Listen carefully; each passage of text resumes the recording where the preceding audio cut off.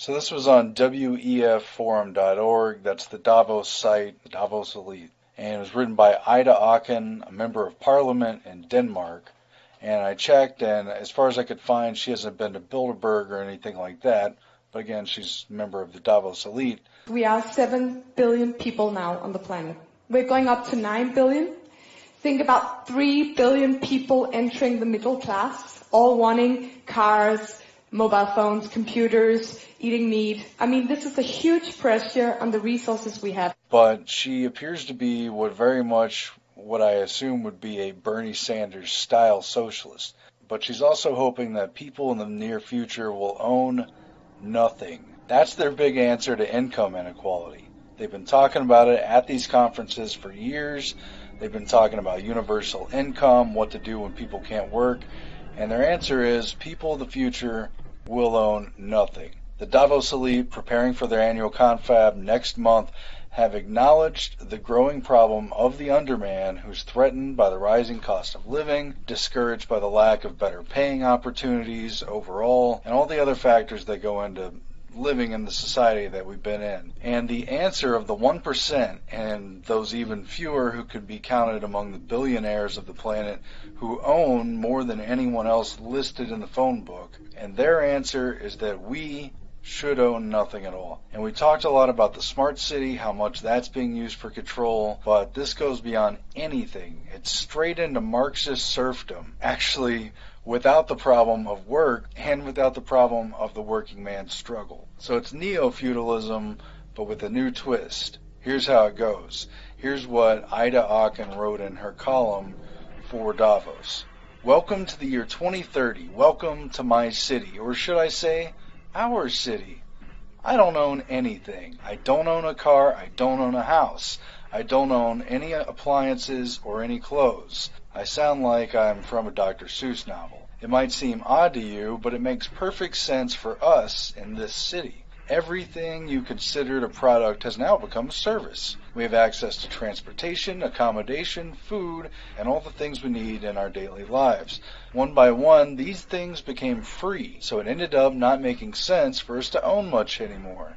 Why do you want to own your cell phone? I mean, you want the function, you want the service, right? Why do you want to own a cell phone if you can just lease it? And if you lease, why shouldn't you lease your refrigerator or your washing machine or your dishwasher, or why do you want to own it? I mean, it's not like the plastic in the middle. It's like, I own a broke dishwasher. I mean, wow. People don't own cars anymore. There's driverless vehicles and flying cars for longer journeys. I think we've had that one promised before. So why don't you want to go into a business model where the company owns it? Ida Auken writes that in 2030 in our city, we don't pay any rent because someone else is using our free space whenever we don't need it. Someone else is sleeping in your living room when you're not around, or cooking in your kitchen when you're done making dinner. She writes, my living room is being used for business meetings when I'm not there, and once in a while I will choose to cook for myself. It's easy. Even the necessary kitchen equipment isn't owned. It's delivered to the door by drones within minutes. Environmental problems seem so far away, she says, because of course it can never really be that far away from Agenda 21. She writes, the air is clean, the water's clean, and nobody would dare touch the protected areas of nature because they constitute such value to our well-being. No one is allowed to go into the wilderness. But in the cities, there's plenty of green space and plants and trees all over. She says that even shopping has changed. You don't really shop anymore. It's more of a choosing of things just to use and to borrow. And that she used to find it fun to actually pick things out for herself. But over time, she found the algorithm did it for her better and knows her own taste better than she does. And there's a flashback, of course, when AI and robots took over so much of our work. We suddenly had time to eat, to sleep well, to spend time with people. And instead of working, there was thinking time, creative time, and development time. But for a time, everything was just entertainment. She laments those who lost their way, who decided it was too much, all this technology, those who felt obsolete and useless when robots and AI took over. It sounds like Davos watched our film, which, by the way, you can watch on Amazon Prime, And now they're writing about it, and now it's really happening in the world that we live in. They say that people who got upset with the political system moved out, and they live in basically 19th century villages with old technology. And basically they're not valued in society, but neither is anyone else. So that's the future society, but you don't own anything. And do you know how much a car drives? How much of its life? 4%. Or if you take a drill, it's used 15 minutes. It's not a lot, is it? And most of us, I know there are some guys here that really love to own a drill. But for the rest of us, we just want a hole in a wall, right? And I think we're going to a place where we just want mobility, where we don't care so much about owning a car. It's actually a bit of trouble. If you just come to driverless car and pick me up and I can drive around and this car will be driving all the time. Things could be taken away at a whim, but even this parliament member from Davos writes about the pitfalls. Once in a while, she writes, I get annoyed about the fact that I have no real privacy. Nowhere can I go and not be registered. I know that. I know somewhere everything I do, think, and dream of is recorded. I hope that no one will use it against me. But she still insists that this is a way better society, because in the old society, terrible things were happening. There were lifestyle diseases from couch potatoes, and there was pollution and waste and climate change and congested cities and social unrest and unemployment and everything else that's part of life. So she says that's why the world of 2030 would be so much better if we owned nothing and we were basically peons who don't even have to do work and really just have to hang out. Well, it sounds really cool for a feature-length film or a theme park ride. And you're all like, yeah, wow, cool, man, I want my turn. That sounds pretty good. But after you go around the block once or twice, you think, I've seen this movie. It's 2001. I'm sorry, Dave. I'm afraid I can't do that. It's Logan's Run, The Wizard of Oz, it's Rollerball, it's The Hunger Games, Gattaca 1984, Brave New World, Divergent, Soylent Green, etc. I've seen that movie. I've actually seen all those movies. And you realize one fatal flaw. What happens if they don't like what I say? And what happens if I don't like or believe in what they do anymore? What about my rights, man? There's no guarantee of freedom or absolute respect of rights, and you're just another, basically, head of cattle in the global management system, the biodiversity system, of which you count very little in the overall schemes. And you don't even have privacy in your own head when you sleep at night. There is no guarantee of freedom or absolute respect of rights at all, including privacy, and everything shifts according to what is already acceptable and what certain people wish to make acceptable. And it's always between those lines, and your rights mean nothing because your dreams were so unlimited that you'd fall for anything. We all love our stuff, and free stuff is better. We take the ride and grumble as quietly as possible about the drawbacks and the back-end shafting and raw deals that are constantly offered up. The theme park ride would become torture rather than entertainment if you were never allowed off of it. And basically, I think once reality kicked in, it might not be the best system. Because in this future system which they're building, they're shifting people into it, and the internet's a huge part of it, there is no guarantee of freedom. They will censor you, they will shut down your channel, they will deauthorize your account, your bank card will not work.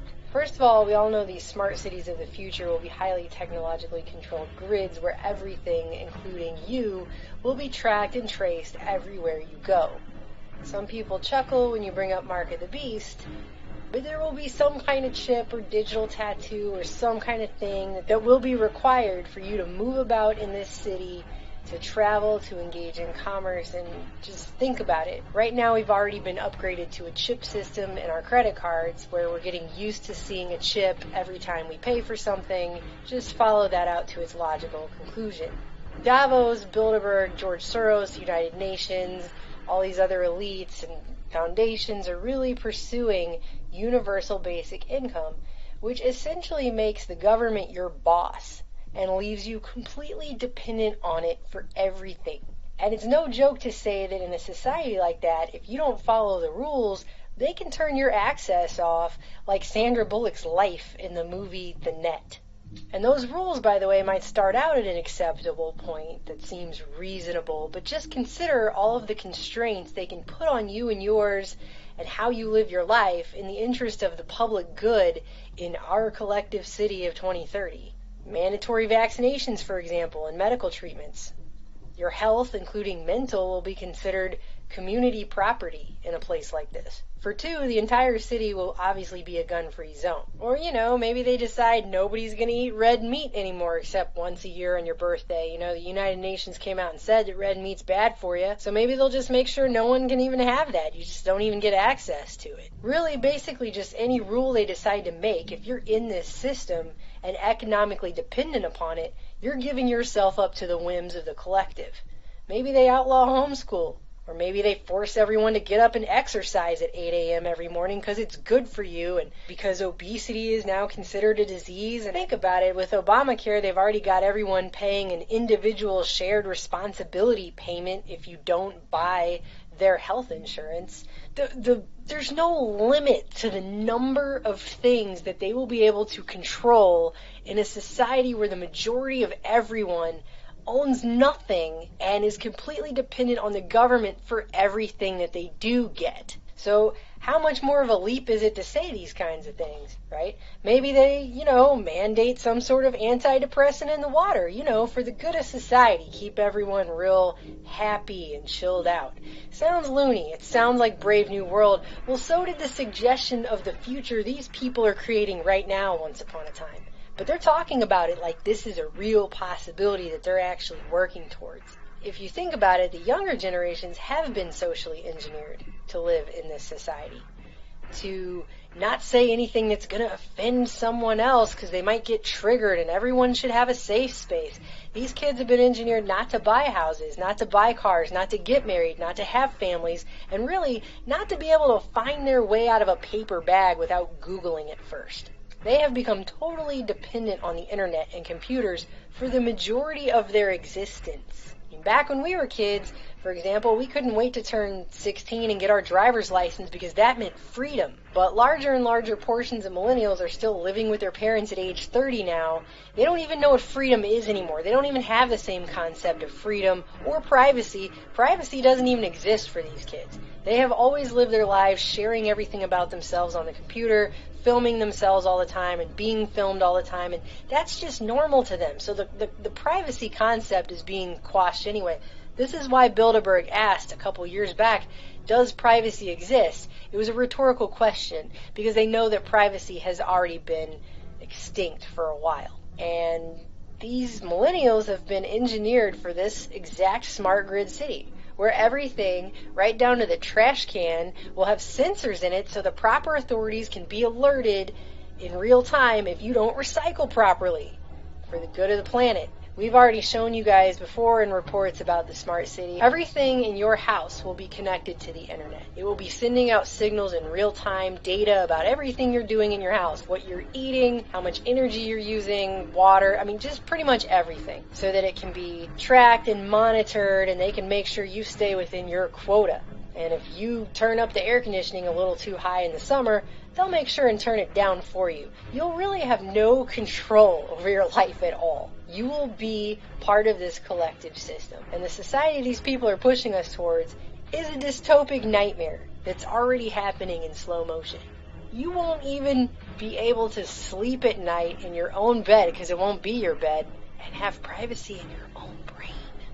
So I guess count me as one of those poor saps that became obsolete and is living out in the wild like a crazy person in a tree or whatever. That's fine. Like how I'm going to live in this crazy ass society that they're suggesting. I can't even fathom it. It sounds insane.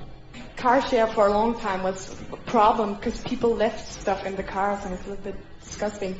But now, you rate people, so you don't leave stuff in the car, you just behave better. So the information technology has made it much more easy to share things. And again, we talked about all this stuff, all these themes come up in our film Obsolete, which we're just trying to talk about this stuff. The end of the need to work for a living and the institution of the universal basic income concept, it sounds good and it makes sense in many regards. It sounds like a better system, but it is fundamentally flawed and therefore doomed.